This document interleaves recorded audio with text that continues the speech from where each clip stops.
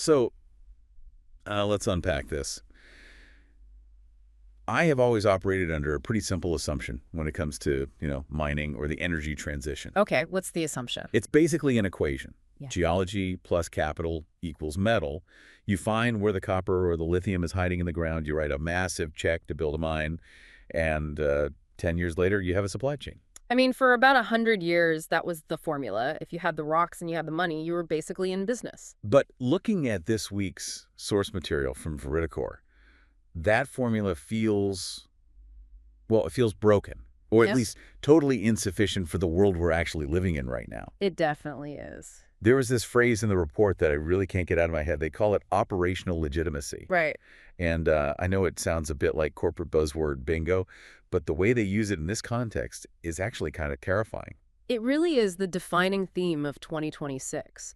What VERIDICOR is arguing here is that in this current geopolitical climate, resilience isn't measured by your reserves anymore. You can have the biggest copper deposit on the planet, just absolute world-class geology. But if your regulatory system cracks under pressure, or if you lose the trust of the local population. Or if criminal networks just take over the site. Exactly. If any of that happens, that asset isn't an asset anymore. It becomes a huge liability. So simply having the rocks isn't enough. You basically have to earn the right to dig them up every single day. That's it. We are seeing geology meet governance head-on, and in many places, governance is actively losing. And that is exactly what we are going to explore today. For everyone listening, we are taking a deep dive into this breakdown of the old rules. That's a fascinating shift. We're going to start in the Andes, specifically Peru, where the U.S. is trying to build this new supply chain architecture, but the local reality on the ground is just incredibly messy. Very messy. Then we're heading to Africa, where the Democratic Republic of Congo is playing some very high-stakes poker with cobalt, and get this offering, the U.S. minerals that are literally located in a war zone. Yeah, that is a story that really challenges the West's ethical boundaries. For sure. And finally, we'll look at the grand global strategy. We've Yeah. got China's massive energy scale going head-to-head with these new U.S. trading blocs. There's a lot to cover. So let's jump right in and start in the Americas. The report calls it the Western Hemisphere architecture. This week, there was a really high-level meeting. You had U.S. officials sitting down with Peru, Chile, and Argentina. Right, and this represents a significant shift in strategy. For a long time, the U.S. approach was largely bilateral, just talking country to country, one-on-one. Oh, right? Now we are seeing a sub-regional approach. The U.S. is recognizing that these three countries, the Andean trio, they control a massive chunk of the world's copper and lithium. So it's about grouping them together. Exactly. The logic is actually quite simple. If you want a supply chain that isn't completely dependent on volatile regions halfway across the world, you really need to consolidate that Andean corridor. It makes sense on paper, right? Keep it in the neighborhood. Yeah. But here is where it gets really interesting and honestly, a little paradoxical. The situation in Peru. Yes. Let's zoom in on Peru. I found this statistic from the report absolutely wild. Roque Benitez, the chairman of Buenaventura, their huge mining player down there, he pointed out that Peru currently holds 28.4% of all the copper projects in the Americas. Which is just a staggering number when you think about it. I really want you all listening to pause on that for a second. That is almost a third. It's 19 out of 67 identified projects. That beats Canada, that beats Chile, that beats the U.S. They have the inventory. Peru is sitting on the inventory. And on top of that, if you look at their industry events, Expomina Peru just broke into the top 5 global mining events. Yeah, over 1,250 stands. They are playing in the exact same league as the massive expos in Shanghai or Las Vegas. The interest from the industry is clearly there. Everyone knows the copper is in the ground. But here's the thing. Despite all that inventory and despite global copper prices being really high right now, only 2 major projects are actually under construction in Peru right now. Tia Maria and Zafranal. Right. Production is growing, but only moderately. It's something like 2.9%. Right. So you have this massive potential, this huge inventory, but it's completely stuck. Why isn't the money just flooding in to build new mines? That right there is the Peruvian paradox. You have the geology, but the operational legitimacy is extremely shaky. It all comes back to that phrase. It does. And before you assume, as I think many people naturally do, that this is because foreign companies are scared of local politics, you have to look at who is actually investing. Oh man, this is the other stat that completely blew my mind. The report mentions that 80% of private investment in Peru is domestic. Yes, 80% is of national origin. That completely flips the narrative, doesn't it? I mean, we usually hear about, foreign imperialism or big multinationals coming in and taking the resources. But in Peru, it's the locals putting up the cash. Exactly. It completely debunks the myth that Peru is just a playground for foreign capital. The local business community clearly believes in the sector. But they're still getting stuck. Right. Even they are hitting a massive wall. And that wall is governance stress, specifically the explosive rise of illegal gold mining. Yeah, and I feel like we really need to clarify this. Because when we say illegal mining, I think people picture like a lone guy with a pan in a river, maybe sifting through some dirt. Far from it. That might have been true 20 or 30 years ago. Today, this has evolved from a simple sector issue into a full-blown institutional risk. Because of the scale. Yes. High gold prices have made illegal mining incredibly profitable. We're talking about billions of dollars flowing through the black market. Wow. And that money funds criminal networks that are highly sophisticated, heavily armed, and actively challenging the state's authority in these regions. So it's not just an environmental damage issue anymore. It's an actual security threat to the nation. It creates a severe governance crisis.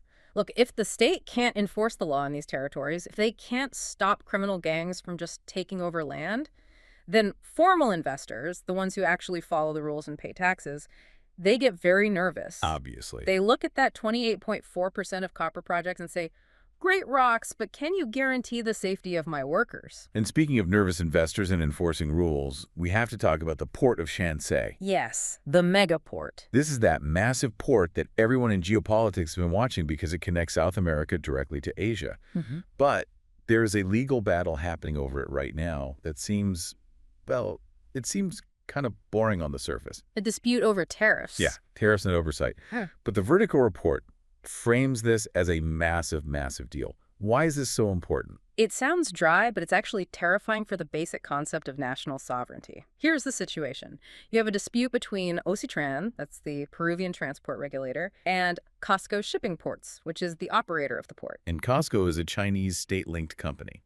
Correct. So a local court recently ruled that Ocitran essentially cannot oversee the tariffs or the service standards at the port because of how the concession contract was originally structured. Wait, so the regulator can't regulate? Exactly. Ocitran is appealing the decision, basically screaming, hey, we are the national regulator. It is our job to regulate this infrastructure. Okay, so let's play this out. If the Peruvian regulator loses this appeal, what actually happens? If the regulator loses, you effectively have a private fiefdom operating on Peruvian soil.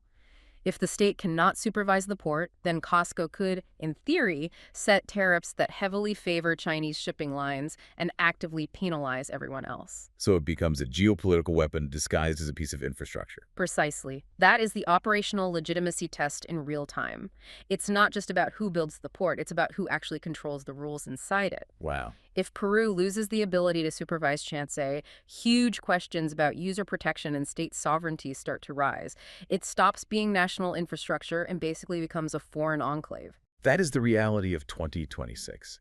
Infrastructure is strategy. It really is. Okay, let's hop across the Atlantic over to Africa.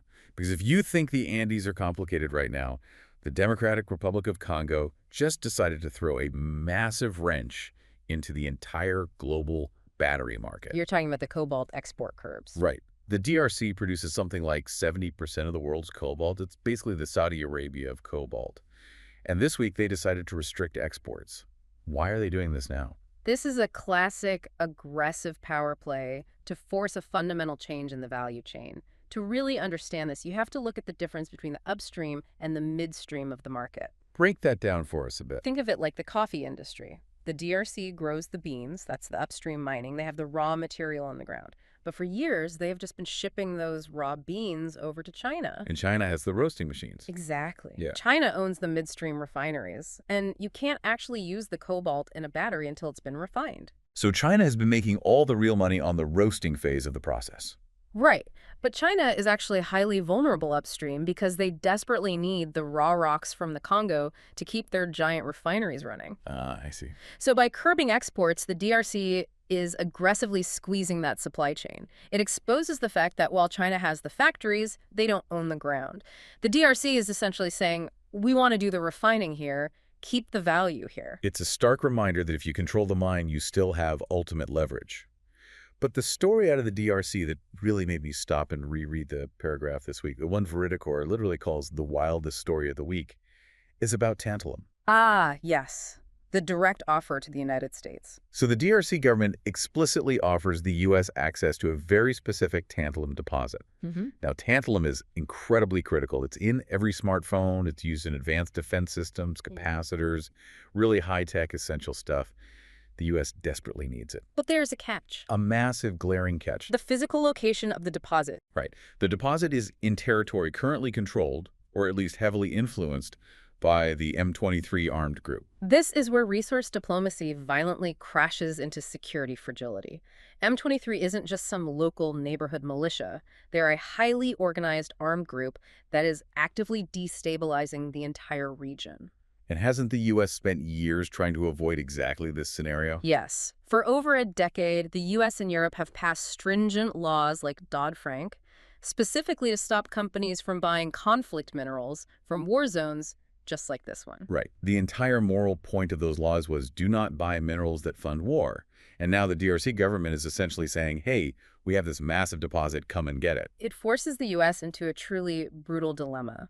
Do you want the strategic mineral? Do you want to secure a supply chain that is independent of China? Obviously, yes. Okay, but to get it, you might have to engage financially in a region where governance has completely collapsed and armed groups are calling the shots. It feels like a total trap. I mean, if the U.S. says yes, they look like complete hypocrites who only care about resources when push comes to shove. If they say no, they leave a vital strategic asset on the table, probably for an adversary to just walk in and take. It perfectly highlights how desperate the global race for these minerals has actually become. The mere fact that this offer is even being discussed at high levels shows that the green energy transition is pushing us into ethical gray zones we really thought we had left behind in the past. And while all this high-stakes geopolitical drama is happening, there's a broader shift happening across Africa. We're seeing a collective push. Zimbabwe, Namibia, Nigeria, they're all shouting, no more raw exports. Correct. This connects right back to the DRC cobalt story. Yeah. They don't want to just ship raw dirt to Asia anymore. They want the smelters, they want the refineries, they want the job creation and value capture. Which actually connects to a small but really interesting development in the UK this week. The first commercial lithium plant opening up in Cornwall. Yes, extracting lithium directly from geothermal brines. Now, I know Cornwall isn't exactly a mining superpower compared to the DRC, but why does this matter in the big picture? It matters significantly because it's a proof of concept. It's using a new innovative technology to extract lithium cleanly, right there in the UK. Though it's domestic. Exactly. It signals that the West is actively trying to figure out how to stop shipping absolutely everything to one specific country for processing. It's a fascinating bridge between the African desire for local value and the Western desire for supply chain security. But that brings us to the elephant in the room, or rather, the dragon. We can talk about Cornwall's geothermal plants or the DRC squeezing exports, but can any of this actually compete with the sheer scale of what is happening over in Asia right now? This is the perfect segue to the grand strategy section of the report. We have the U.S. making diplomatic moves, and we have China making industrial moves. But when you look at the raw numbers, it really feels like two completely different weight classes. The number that jumped out at me from the reading was 3.9 terawatts. That is China's installed energy capacity as of right now, 3.9 terawatts. Put that in context for us. How big is 3.9 terawatts? To give you a rough idea, the entire electrical generating capacity of the United States is somewhere around 1.2 or maybe 1.3 terawatts. Wow. So China is roughly triple the size of the entire U.S. electrical grid. The sheer scale of that energy generation is a strategic weapon in itself. And it's not just about having the power, it's about how they are actually generating it. Right. Right. VERIDICOR points out that China is running what they call a dual-track system.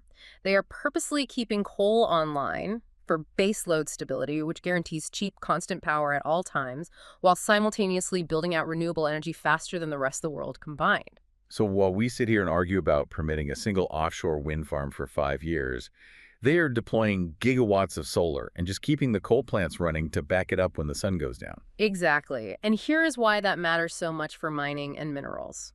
Refining copper or refining lithium takes a massive, massive amount of electricity.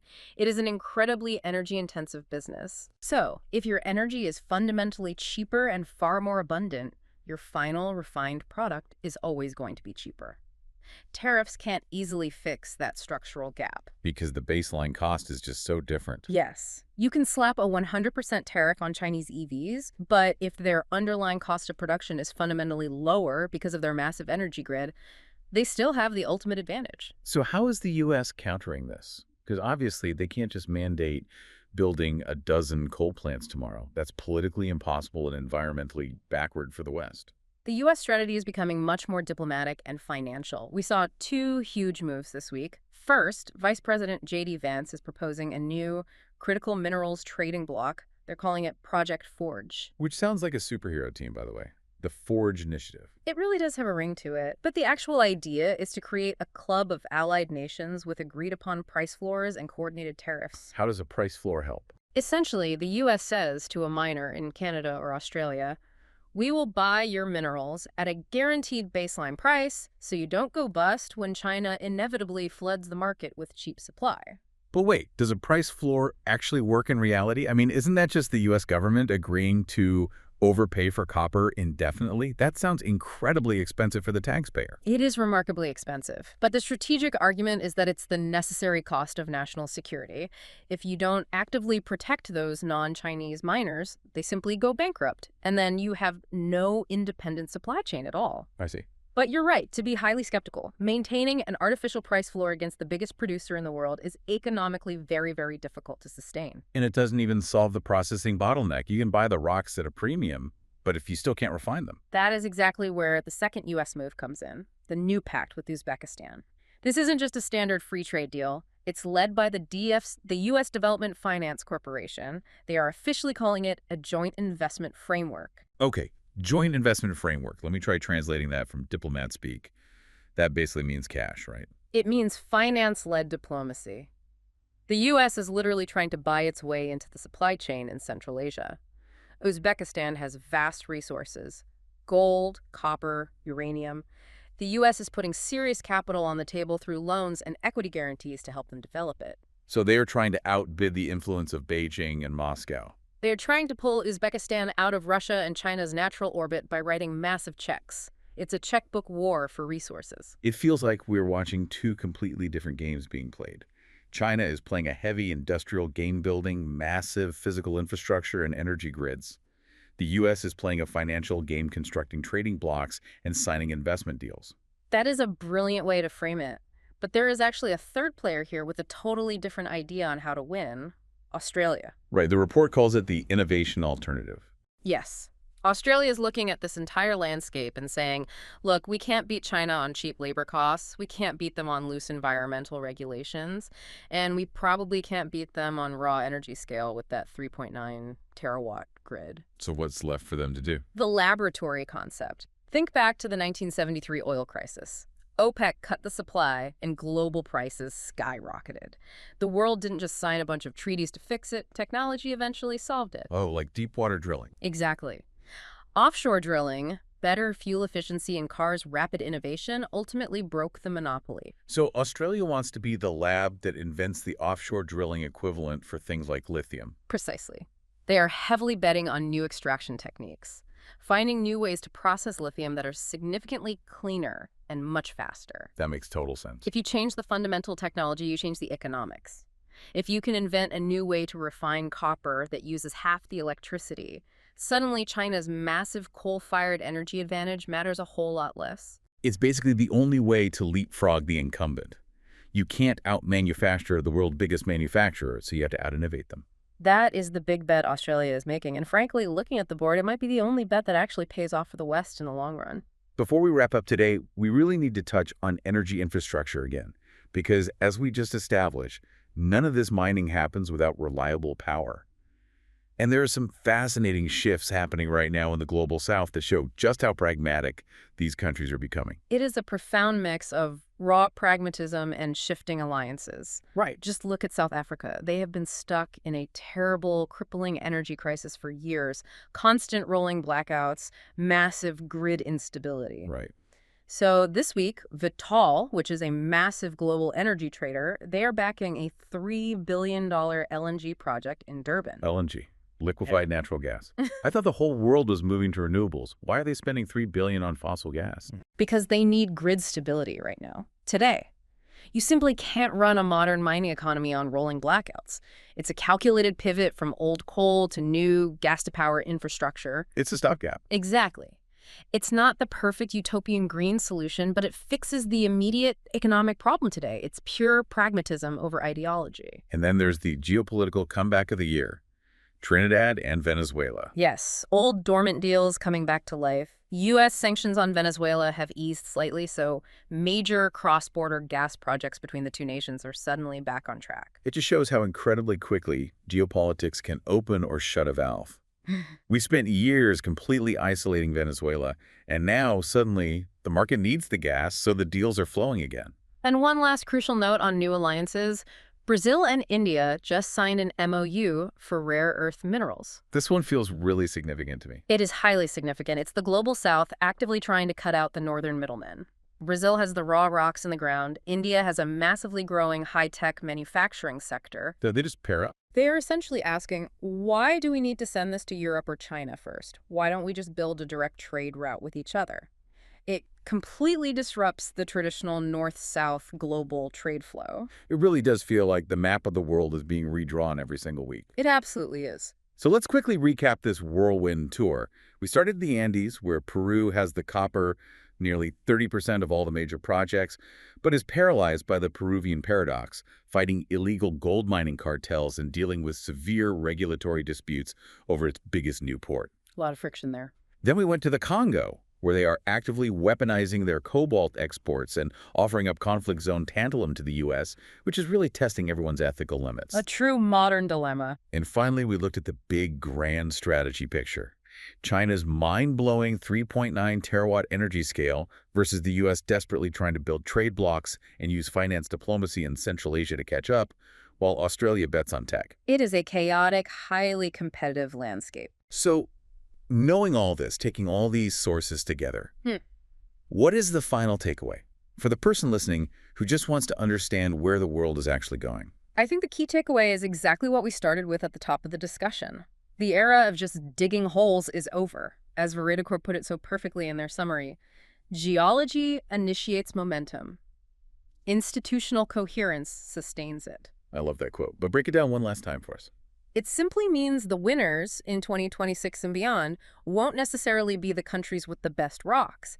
They will be the ones whose governments can withstand the massive pressure of mining them. Right. Can you enforce your laws? Can you protect your ports from foreign control? Can you offer long-term stability? If you can't do those things, your geology is practically worthless. And here is a thought I want to leave everyone listening with today. We talk so much about the green energy transition saving the world.